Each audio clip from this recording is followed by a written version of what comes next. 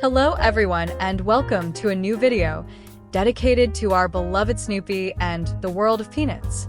In January 1951, Charles Schulz was still shaping the identity of Charlie Brown, and in this January 13th strip we are faced with one of the young protagonist's earliest statements of dreams and ambition.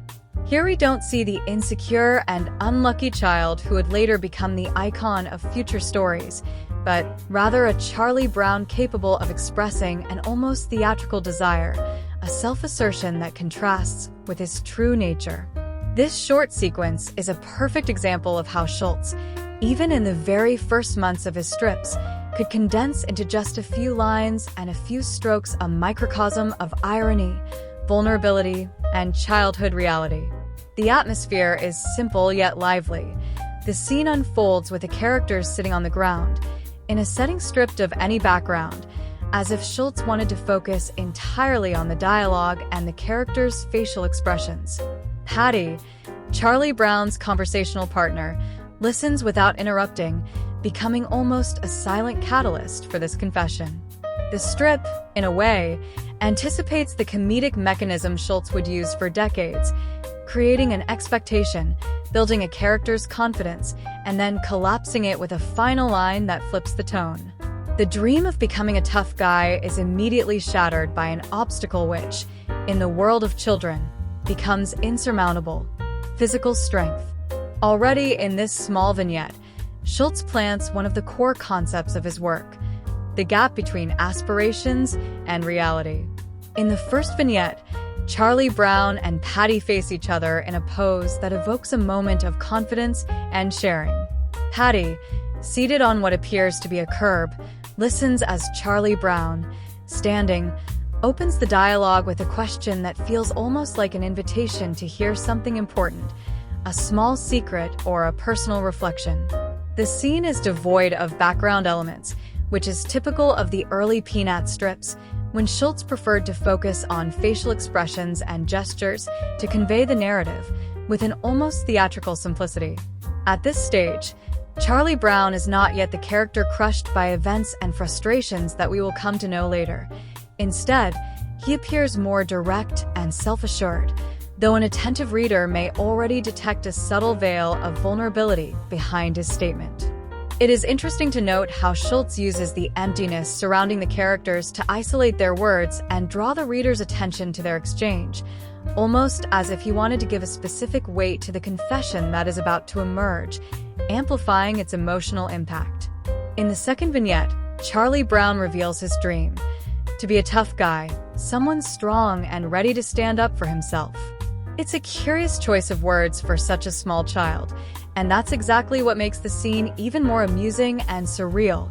It almost feels like an echo of a line borrowed from the movies or magazines of the time, where strong, decisive, and slightly intimidating male figures were often idealized.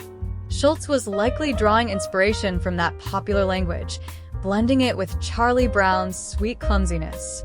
Patty, for her part, keeps listening silently, with the calm typical of the early Peanut strips, and the reader can already sense that Charlie Brown's declaration is more a playful daydream than a genuine ambition. This contrast between the grand image the child has of himself and the everyday reality, full of insecurities and small failures, is a recurring thread in the strips of this period, adding both depth and irony to the scene. In the third vignette, the declaration becomes even more emphatic. Charlie Brown springs to his feet, shakes his fist in the air, and reaffirms with steadfast conviction that he wants to be a real tough guy. His stance has something almost theatrical about it, as if he were performing a scene already seen in comic strips, at the movies, or in old television serials.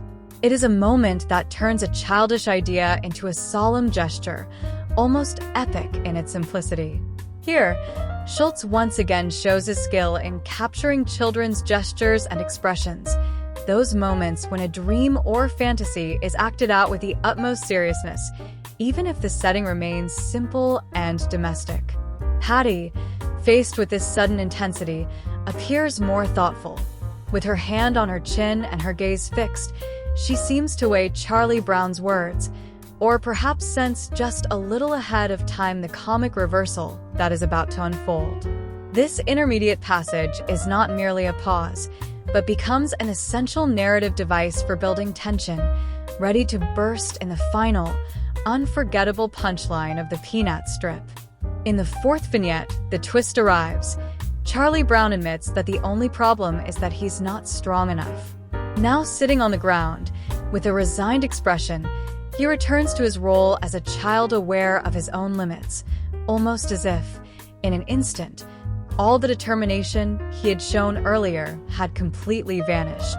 The final line completely dismantles the confidence built up in the previous vignettes, creating that typical Schulz comic effect that, in the Peanuts, managed to make readers laugh and think at the same time. Often, in fact, he placed his characters in moments of unintentional self-irony, turning an anticipated victory into a funny and disarming surrender. Patty remains seated, calm, with an impassive look that seems to underline how there's no need to add anything. The contradiction speaks for itself. It's fascinating to note how, even in this early stage of the series, Schulz was already experimenting with the concept of disillusionment, crafting endings that not only bring a smile but also reveal a psychological aspect of Charlie Brown, his ability to dream big while knowing, deep down, that reality is not always willing to follow. In this blend of enthusiasm and resignation lies the seed of everything that would make the Peanuts a universal phenomenon. If you enjoyed yourself, subscribe to the channel, leave a like, and activate the little bell to stay updated, and see you next, friends.